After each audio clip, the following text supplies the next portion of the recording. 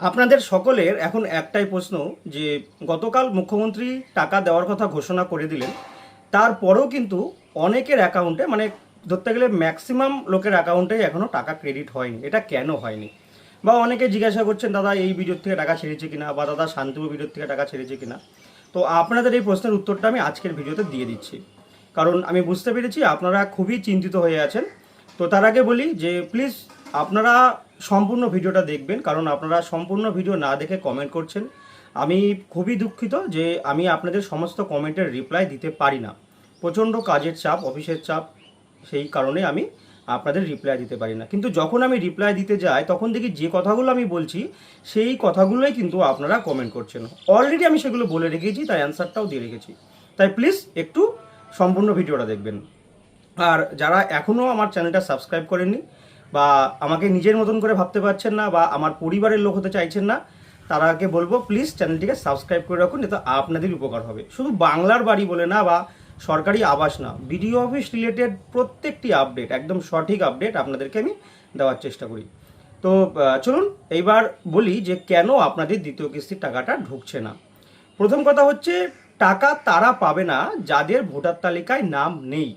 হয়তো আপনি linter level পর্যন্ত বাড়ির কাজ কমপ্লিট করেছেন, আপনার ভোটার তালিকায় নাম নেই, তাহলে আপনি দ্বিতীয় কিস্তির টাকা পাবেন না।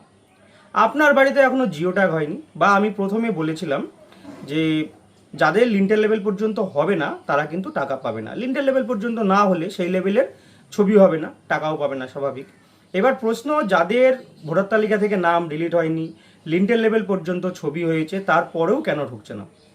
তারপরে না ঢোকার কারণ হচ্ছে, এখন অফিসে ভেরিফিকেশনের কাজ শুরু করে দেওয়া হয়েছে যে কাদের কাদের নাম ভোটার তালিকা থেকে ডিলিট হয়েছে।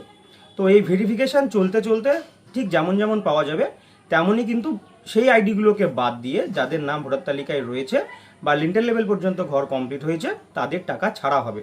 গতকাল কিছু কিছু মানুষের অ্যাকাউন্টে টাকা ক্রেডিট হয়েছে, আর আজকের থেকে টাকাটা ফুল ফোর্সে ক্রেডিট হওয়া শুরু হবে। আর আমি আপনাদেরকে প্রথমে বলেছিলাম যে সবার টাকা কিন্তু এখনও আসেনি। তো আর একটা খুশির খবর আপনাদেরকে আমি এই ভিডিওতে জানিয়ে দিই যে আর এক চালান টাকা কিন্তু এই সপ্তাহে বা আগামী সপ্তাহে আসতে চলেছে। প্রথমে আমি বলেছিলাম যে কোনো একটি ব্লকে বা বিডিও অফিসে যদি 500 বেনিফিশিয়ারি থাকে, তার মধ্যে দেখা গেল 300 জন লিন্টার লেভেল পর্যন্ত বাড়ির কাজ কমপ্লিট করেছে।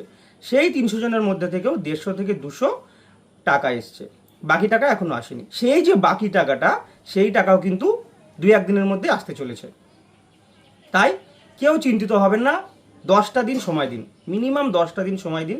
10 দিনের মধ্যে যদি আপনারা টাকা না পান তখন আমাকে কমেন্ট করতে পারেন। বা এই প্রসঙ্গে আরেকটা কথা বলে রাখি যে যদি কারোর পরিবারে কোনো বেনিফিশিয়ারি মারা গিয়ে থাকে, তাহলে তার কিন্তু অ্যাকাউন্ট নাম্বারটা চেঞ্জ করতে হবে বিডিও অফিস থেকে। এই অ্যাকাউন্টটা অবশ্যই চেঞ্জ করে নেবেন, না হলে পরে কিন্তু সেই মৃত ব্যক্তির অ্যাকাউন্টে আবার টাকাটা ক্রেডিট হয়ে যাবে, তখন কিন্তু টাকা তুলতে গিয়ে আপনি সমস্যায় পড়বেন।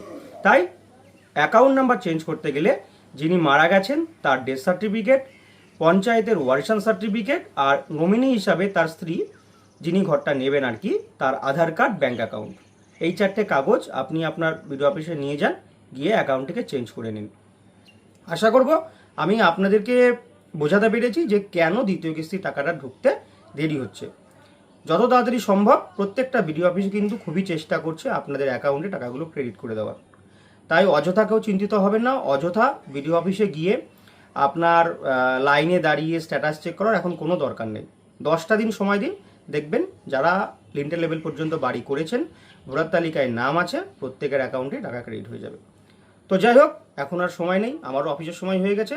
আপনারা একটু শান্ত থাকুন, আমিও এবার যাই।